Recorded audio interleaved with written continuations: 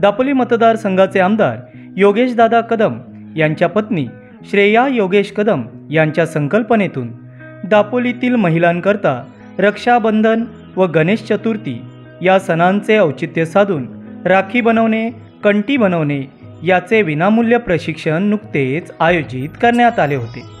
या प्रशिक्षणात साहित्यासकट हे प्रशिक्षण महिलांकरता मोफत आयोजित करण्यात आले होते।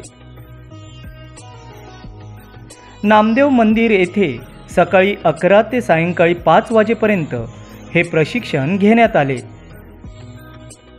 यावेळी सामाजिक कार्यकर्त्या श्रेया कदम या स्वतः उपस्थित राहून यावेळी त्यांनी महिलांना मार्गदर्शन केलं व महिलांशी संवाद सुद्धा साधला। या कार्यक्रमाला रोहिणी दळवी, चारुता कामतेकर, ममता शिंदे, रसिका पेटकर, कीर्ती परांजपे, शबनम मुकादम, परवीन शेख, सायली शिरविंदे, दर्शना राऊत, देवी चव्हाण तसेच शिवसेना महिला पदाधिकारी उपस्थित होत्या। या कार्यक्रमाला अनुजा मोरे व सामरे मॅडम या देखील उपस्थित होत्या। शिवसेना युवासेना महिला आघाडी तर्फे असे अनेक उपक्रम यापुढे पण राबवणार येणार असल्याची माहिती श्रेयाताई यांच्याकडून देण्यात आली। महिलांच्या आर्थिक सक्षमीकरणासाठी यापुढे आपण असे अनेक उपक्रम करणार असल्याची माहितीही त्यांनी यावेळी आवर्जून दिली।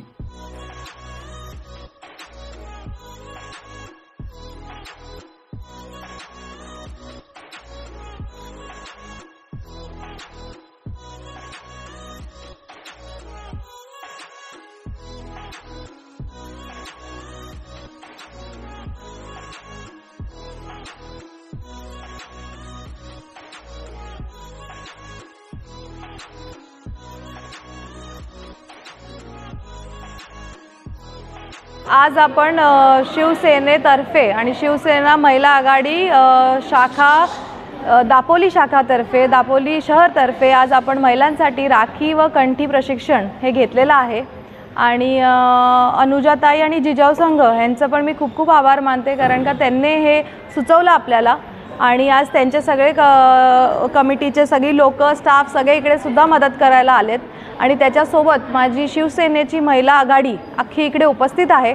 शहर असू दे, तालुका असू दे, आज तालुक्याचे आमचे रोहिणीताई, चारुता मॅडम, ममताताई व सगळे माझे इकडचे शहरातले पदाधिकारी इकडे उपस्थित आहेत आणि खूप छान हा नियोजन केला गेला आहे।